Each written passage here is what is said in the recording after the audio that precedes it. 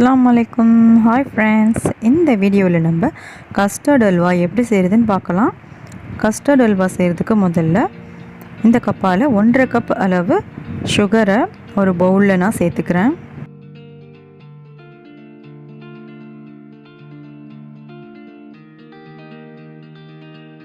சுகரை ஆட் பண்ணிவிட்டு custard powder 1 cup add பண்ணிக்கிறேன்.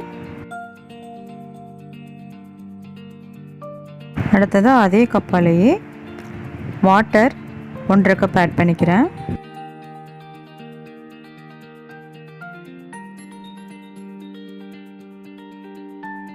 வாட்டரை ஆட் பண்ணிவிட்டு இப்போ ஒரு விஸ்கை வச்சு கட்டிலாம் இல்லாத அளவுக்கு அதை ஃபுல்லாக நல்லா பீட் பண்ணி வச்சாச்சு. அடுத்ததாக ஸ்டவ் ஆன் பண்ணி நான்ஸ்டிக் பேன் வச்சுருக்கேன். அதில் 3 டேபிள் ஸ்பூன் அளவு கீ சேர்த்துக்கலாம்.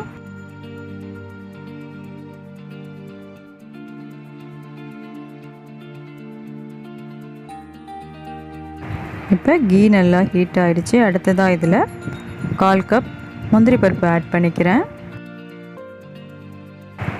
முந்திரி பருப்பை ஆட் பண்ணிவிட்டு அதை லைட்டாக ஃப்ரை பண்ணி விட்டுடலாம். இப்போ முந்திரி பருப்பு ஃப்ரை பண்ணியாச்சு. அடுத்ததாக நம்ம மிக்ஸ் பண்ணி வச்சுருக்க கஸ்டர்ட் பவுடரை இதில் ஆட் பண்ணிக்கலாம். கஸ்டர்ட் அல்வாக்கு இது போல் நம்ம வாட்டரையும் சுகரையும் ஆட் பண்ணி நல்லா ஃபுல்லாக மிக்ஸ் பண்ணி வச்சுருக்கிறதுனால கட்டிலாம் இல்லாமல் நம்ம ஈஸியாக நல்லா அல்வாவை ரெடி பண்ணிடலாம். மீடியம் ஃப்ளேம்லேயே வச்சுட்டு இப்போ இதை நல்லா கிளறி விட்டுக்கிறேன். இப்போ நம்ம அல்வாவை கைவிடாமல் நல்லா கிளறி விட்டுக்கலாம்.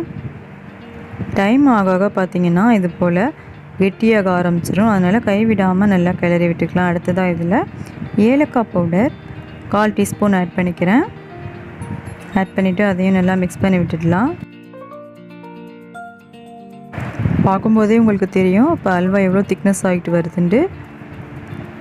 இந்த ஸ்டேஜில் நம்ம கைவிடாமல் நல்லா கிளறி விட்டுக்கிட்டே இருக்கலாம். அடுத்ததாக இதில் இடையில கீ ஆட் பண்ணிக்கலாம். ஆட் பண்ணிவிட்டு நல்லா கிளறி விட்டுடலாம். கஸ்டர்ட் அல்வா ரெடி ஆகிக்கிட்டே இருக்குது. இந்த ஸ்டேஜில் நம்ம கைவிடாமல் நல்லா கிளறி விட்டுடலாம். கடாயிலே ஒட்டாத அளவுக்கு நல்லா சூப்பராக ரெடி ஆகிடுச்சு. இதுதாங்க கரெக்டான பதம். அடுத்ததாக ஒரு ட்ரேயில் நான் ஆல்ரெடி கீ அப்ளை பண்ணி வச்சுருக்கேன். அந்த ட்ரேயில் ரெடி பண்ணி வச்சுருக்க கஸ்டர்ட் அல்வாவை சேர்த்துக்கலாம்.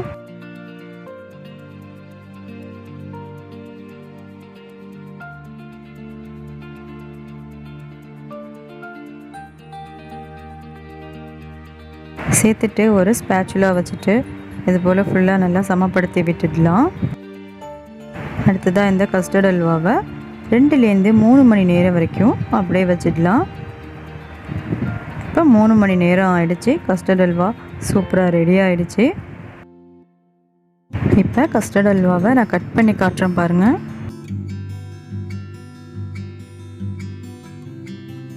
எவ்வளோ சூப்பராக ரெடியாக இருக்குது பாருங்கள் கஸ்டர்ட் அல்வா.